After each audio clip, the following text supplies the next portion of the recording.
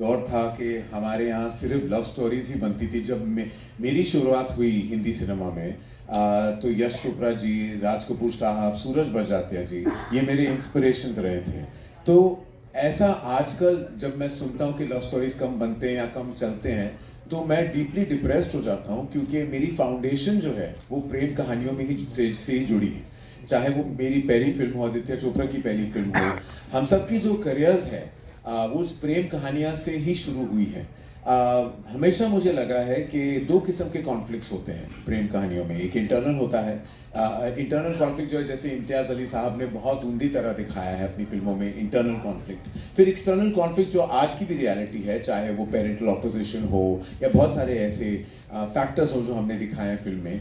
But I think बहुत ज़रूरी ये होता है कि जो भी आप कॉन्फ्लिक्ट दिखाओ, you actually show it with a lot of conviction and belief. और हमने एक्चुअली पूरा खोला नहीं है हमारा जो कॉन्फ्लिक्ट है इस प्रेम कहानी का।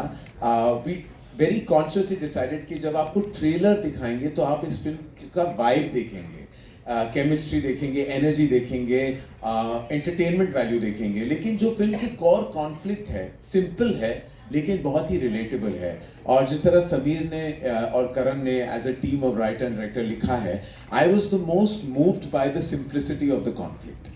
क्योंकि ये घर घर की कहानी है ये कॉन्फ्लिक्ट। आप ऐसा कोई रिश्ता नहीं है, कोई शादी नहीं है जो इस गली से ना गुजरा हो और इन इमोशन से का एहसास ना हुआ हो। लेकिन हमने इस टॉपिक पे कभी फिल्म नहीं बनाई and it was such a simple relatable conflict. और पहली बार इस सिंपल रिलेटेबल कॉन्फ्लिक्ट पे एक पूरी मोशन पिक्चर बनी है। While it might seem like a rom com, और कभी कभी रोम कॉम कहकर we actually tend to slot a film and dilute it, लेकिन ये रोम कॉम ही नहीं है, बहुत I would say entertaining film भी है, but also a film that will relate to every household of India.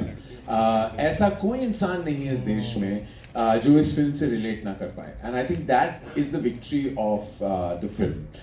I'd like to take a beat to actually speak about the entire team, more about the director and the producers who I spoke about right at the top. But I am actually, and Ananya and I have done a series of work together, so I've worked with her very closely.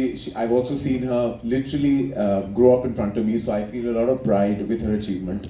But what blew my mind was the level of commitment that Karthik brings to the table. I think he's very humble in the way he spoke about his contribution. He becomes a lead actor, he becomes a supportive producer, he becomes a collaborative assistant director, he becomes everything to the team, even to the marketing team, to every single department. I've never seen an actor, I don't know when Karthik Aaryan sleeps. He doesn't, he's a vampire, because I'm telling you, I have a missed call from him ranging from 1 a.m., 2 a.m., 3 a.m., 4 a.m., 5 a.m., 6 a.m. I'm like, I actually like to sleep, you know. I love my sleep. So after a point, I shut off and tune off and I work very hard. I really want to know when Karthik sleeps, because that's the one, एक सवाल मेरा भी, ये सोता कब है? ये नहीं सोता, ये सिर्फ जागता है अपनी सिनेमा के लिए, जीता है अपने सिनेमा के लिए, and I have never seen this level of commitment. तो रिजल्ट कार्ड जो होता है ना, वो ऑफ कोर्स उस फ्राइडे पे पता चल जाता है, and we know, but the journey and the process is as important as the result. And the result, I can't get over his level of contribution. I thought कि मैंने बहुत actors के साथ काम किया and everybody works very hard.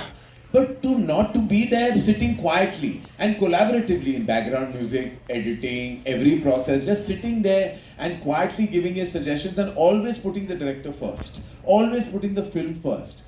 I am amazed, like I want to just tell him, and I don't want, you know, इसकी पीठ पीछे क्या तारीफ करूं, मैं पीठ के आगे तारीफ करना चाहूँगा कि बहुत ही कमाल का बंदा है, and I wish him success because he truly deserves it.